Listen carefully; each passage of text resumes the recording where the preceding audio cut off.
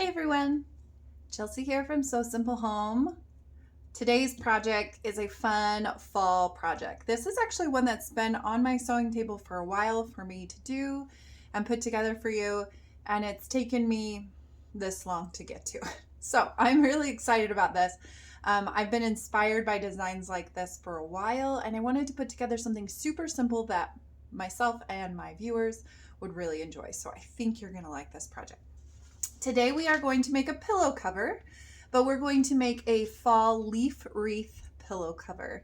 So maybe you've seen some of them where there's like a Christmas wreath with holly and a bow on top or different things like that. Well, we are going to make it with leaves, and it's going to be really simple and you don't need a lot of supplies. So that's why I really like this project.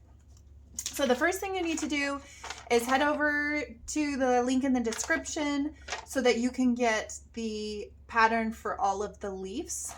There are 4 different leaf styles that you can choose from, and I like the different styles, and I did each of them in different colors. So you can get that download template. You're also going to need to get some fabric in whatever color you want. I'm choosing to do kind of a tan polka dot pillow. So it's a real light color, but it still kind of has a fall feel to it. So you're going to cut one large piece that is 17.5 by 17.5 inches. And then you're going to cut 2 back pieces that are 11.5 by 17.5 inches. And these will make the envelope on the back, and they will kind of overlap in the middle to make that envelope part of the pillow. So you can see they kind of overlap there. We're going to set these 2 pieces aside for right now, and we'll sew those here in a second. Then you're going to need 4 different colors of felt that you're cutting your leaves out of. And you can truly, I give you a guide on how many leaves to cut of each, but you can really choose to do whatever you want for this project. I'm not going to force you to do anything. And you can change the colors too. So if you want it to be more springy, you could have a green in there. Or if you want to add some leaves, add some green. But I want it to be really specifically fall. So I went with all of my fall colors. The last thing that you're going to need is some heat and bond or something similar. And if you're not aware of what heat and bond is, it's paper that has a film on one side that will stick to your fabric, and then you can peel off the paper after you've ironed it, and then you can that sticky side will stay on your material, and that will help us in this instance to place all of our leaves where we want them before we actually sew our wreath design. Now the other thing you can do is add some interfacing to the back of your main fabric here to give it a little bit more structure for actually sewing all of your leaves on. So I have a piece of interfacing here. We're just gonna cut a big chunk of it. And then we'll kind of circle it up. Actually, I'm gonna go the other way.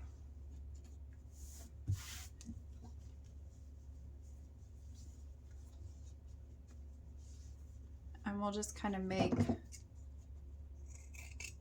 kind of a circular shape out of this. And that will kind of give us a base of where our flowers will be, or our leaves will be, just to ensure that they don't go too far. So to find the middle of my fabric, I'm just going to hand press here. Put my material on here. And then we'll press our interfacing right there in the middle.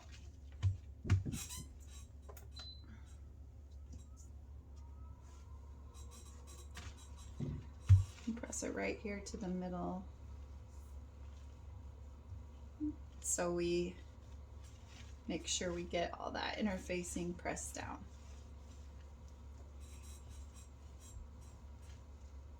Now, I always get questions about what this little iron is. This is the Cricut Easy Press Mini. It's not technically made for sewing, but I have found that it is a great little sewing tool, so I use it in my sewing.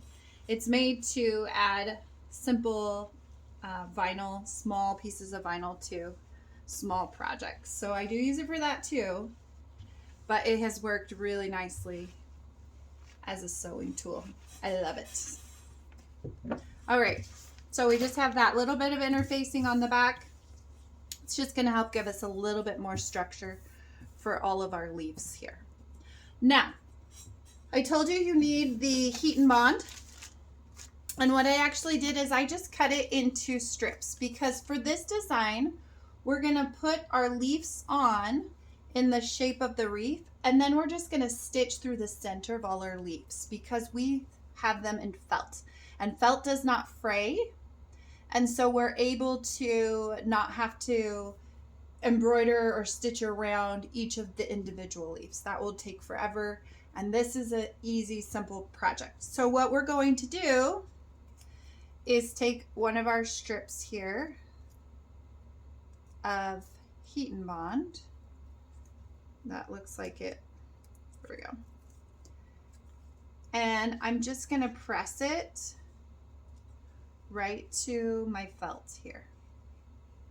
And it shouldn't take a ton of heat. So it's pressed to the back of my leaf. So that's what I'm going to end up doing with all of my leaves. So it's really easy. But before I do that, I'm actually going to do my design. So like I said, you can do this however you want. I know from my lines, this is my center, so that's going to help me. And I'm just going to start taking my leaves. Oh, that one doesn't have a stem. And just kind of putting them on here how I want them to go. Now you can overlap them, but you don't have to. So you're just kind of coming up with a design that you like, that you're comfortable with, that you think looks good here on your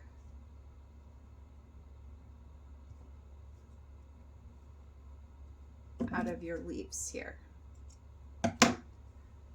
And you can go backwards, you can go forwards. You really get to decide what works for you.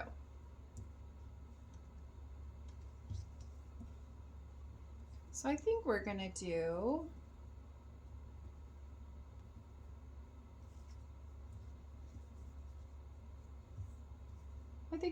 that.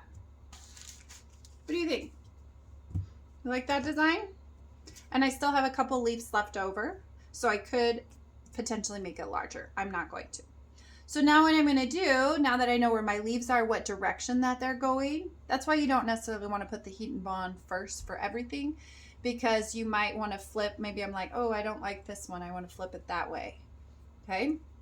So now I'm just going to take that heat and bond and press it to the backs of each of my leaves.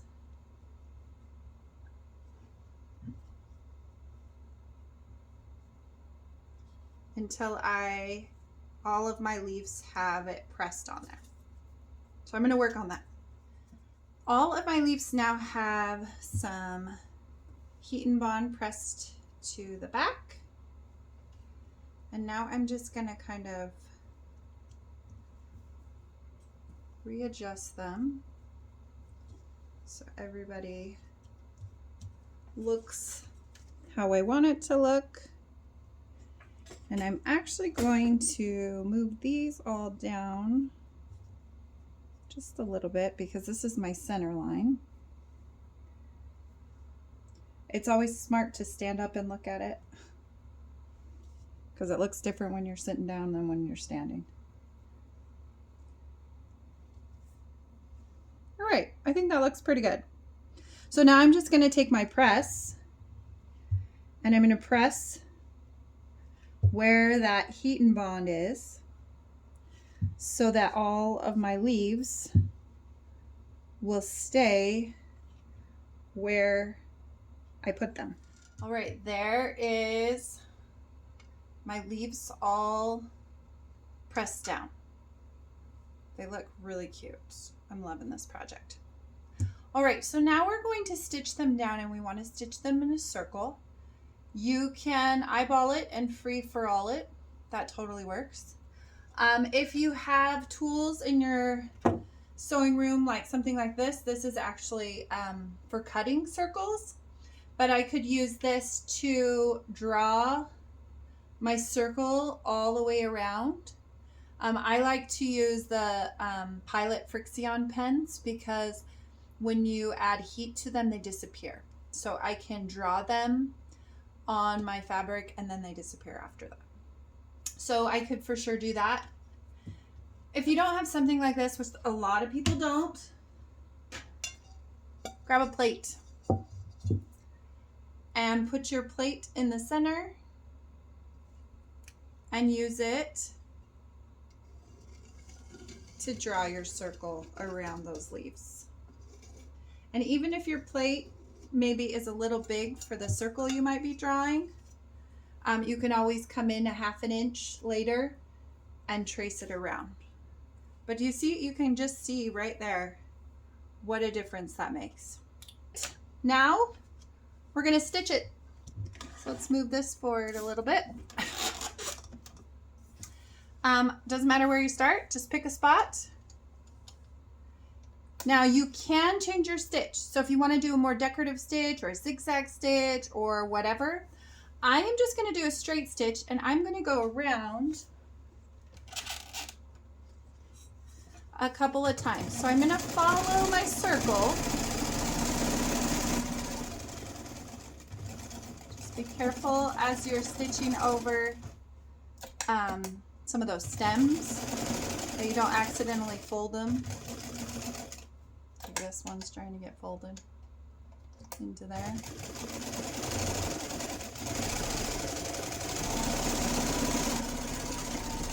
And remember, we put that interfacing on the back, so it has just a little bit more, what would be the word? A little bit more structure. Okay, I'm back at the beginning, and now I'm gonna do kind of a rustic stitch. That's gonna follow along, but it might go on the outside and then on the inside, and then again on the outside,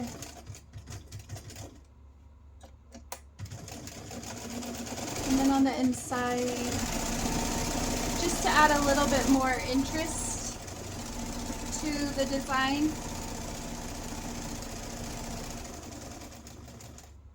And you can do that once or twice or 3 times. I think I'm just going to do it the 2 times. But it just adds just a little bit more interest to that wreath. It's not just like cut and dry. All right, and I have a little pucker right here. I'm just going to take my press. There you go. It's gone. No pucker. Okay, and as I'm adding heat, it's kind of hard to see, but this yellow one, you can kind of see the black. Adding heat, it's gone. I mean, truly, like it's like magic. Just like water-soluble pens, but you can get a whole pack of these Frixion pens for nothing, especially during the fall and back-to-school season. So now those leaves can be free. This one here maybe needs to be pressed a little, get some of that pucker out. But at the same time, they are attached, so nothing should happen to them. Okay, so that is the front of our pillow. So cute. Okay, now let's make it an envelope pillow so we can tuck it onto one of our pillows we already have. So to do that, we're going to take our 2 back pieces here And we're going to press the long side about 1/4 of an inch. And then again 1/4 of an inch. Just one of the long sides on each piece. And then do it again. This is going to be our hem for the opening of our envelope pillow. And if you've been around, this isn't anything new. We do a lot of pillows. And we got smart and decided, why are we always making a new pillow? Let's just make a new pillow cover so that we only have the one pillow. We don't have to have a closet full of pillows. We can just cover them each season, each holiday, each special occasion with our new pillow design. It only took me, 20 years of sewing to figure that out, but it's all right. We're smart now. We've grown. All right. So 1/4 of an inch and then 1/4 of an inch. And now we stitch all the way down.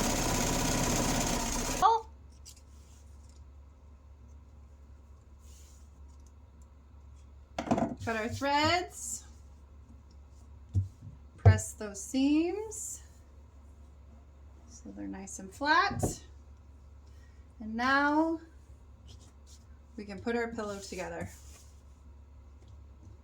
So we're going to take one side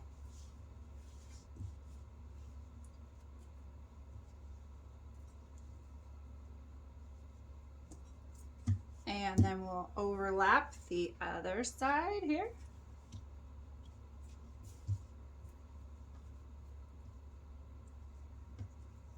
Okay. And now we stitch around, all the way around.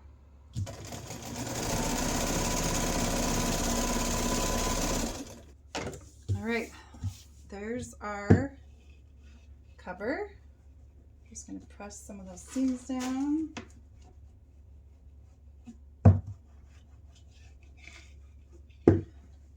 Now we turn it right side out.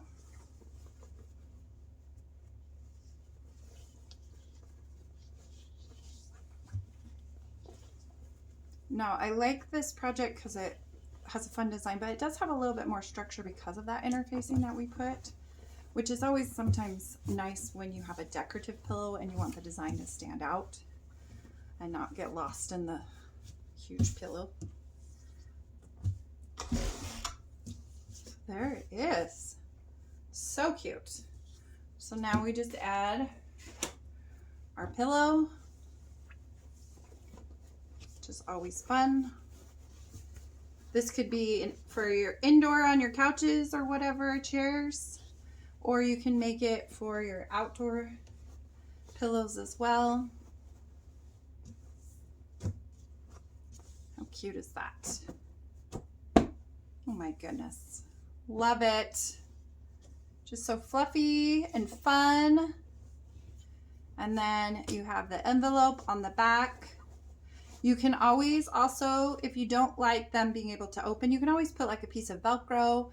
You could always do some buttons, whatever. But there you go. There's your fun fall leaf wreath pillow. It'll go great wherever you want to put it so that you can enjoy the fall colors and still have a fluffy little pillow to relax on. Let me know if you have any questions down in the comments. Make sure to check out the link in the description so that you can get the pattern and all the measurements and everything. It'll take you over to the blog and everything will be available there to download. Thank you for watching and we'll see you in the next video.